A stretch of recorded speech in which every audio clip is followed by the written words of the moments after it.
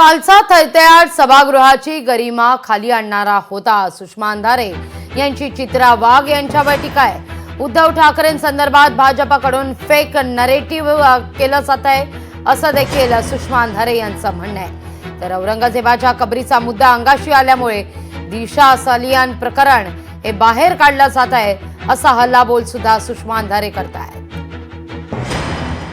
कालचा सभागृहातला जो अभूतपूर्व थैथयाट होता, हा थैथयाट या सभागृहाची गरिमा धुळीला मिळवणारा होता आणि त्यामुळे यावर जरा बोललं पाहिजे की मुळात असा थैथयाट भाजपाला का करावा लागतो, भाजपाची ही गरज का आहे। या 100 दिवसामध्ये अजूनही संतोष देशमुख हत्या प्रकरणातला एक आरोपी कृष्णा आंधळे पकडला गेलेला नाही।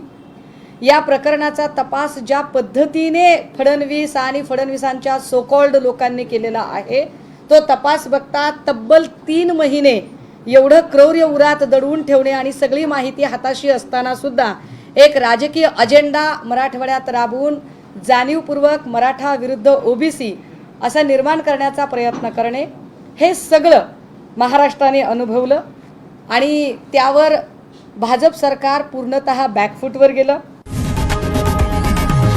लोकशाही मराठी ऐका, पहा, जागरूक रहा।